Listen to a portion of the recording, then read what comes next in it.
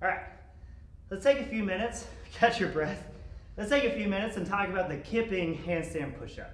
So first off, I just want to throw something out there. The kipping handstand push-up puts a lot of pressure on your head. So if our head position is off a little bit, our vertebrae in our neck really pay the price. So the kipping handstand push-up doesn't have to be part of your training program. If you're going to compete in the sport of CrossFit, kipping handstand push-ups are absolutely something you need to develop. But if you're just using CrossFit or other workouts to be functional for your everyday lives, kipping handstand push-ups may be something that you play around with a little bit and every now and then, but might not be something that you go hard on in workouts and that kind of thing.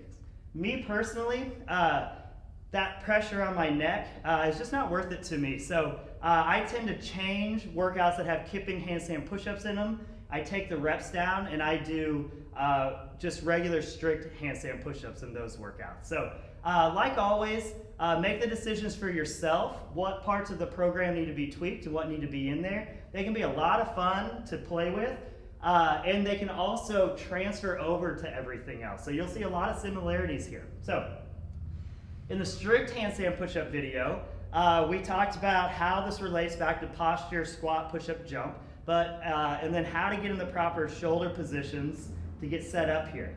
So the thing we're going to add in here is how this relates to a jump and all my other kips. So if we look at a jump real fast, my shins are vertical, I'm at a 45-degree angle, everything's nice and tight, I swing my arms, and I really explode at the hips.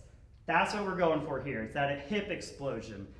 You'll also see in the kipping ring dip video, we use almost the exact same kip. The difference is, instead of being upside down against the wall, we're going to be supported on our rings.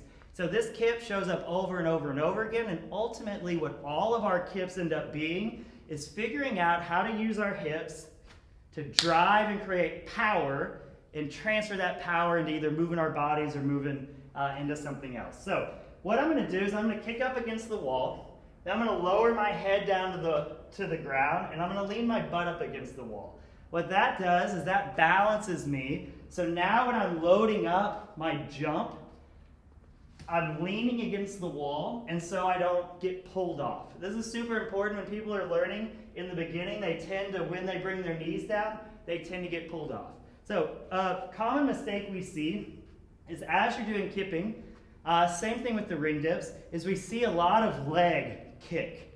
Okay, so remember, it's all about context, and the context is, one, we need this stuff to transfer to everything else for it to be functional, but two, the things that transfer are really, really powerful. So it's not a leg kick, it's a hip drive, and when I hip drive, my legs kick. So it's a very important distinction. There are some different kipping variations we can do if we're competitors, where we do just use a leg kick because it's way faster, but you don't get near the amount of power. So there might be some reasons in a competition when we're really strong and we're not doing maxing out on our reps and stuff like that, where speed is everything, and we might shorten the kip up. But what we see is a lot of people are shortening the kip up not for speed, just because they don't know how to get that hip drive. So we want to learn how to get that hip drive because it shows up in pull-ups, it shows up in every sport, it shows up everywhere. So basically what we're going to do is up against the wall, head will go down on the mat, you're going to lean against the wall, and then we're going to load up. In the kipping ring dip, the load up and hip explosion needs to happen together because as I pull my knees up, it brings my body weight up, and I want to keep that momentum going up.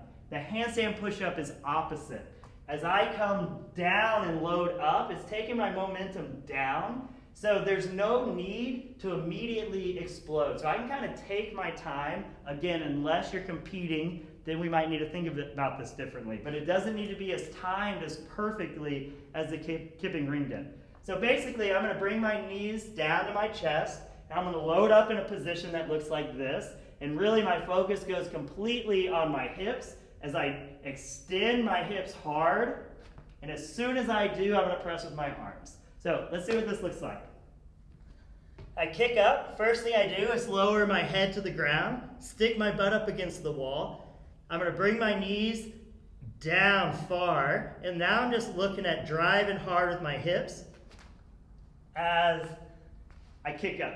So on that one, my weight was actually a little forward, so usually I want to kick a little more into the wall so I don't have to worry about holding the handstand and balancing.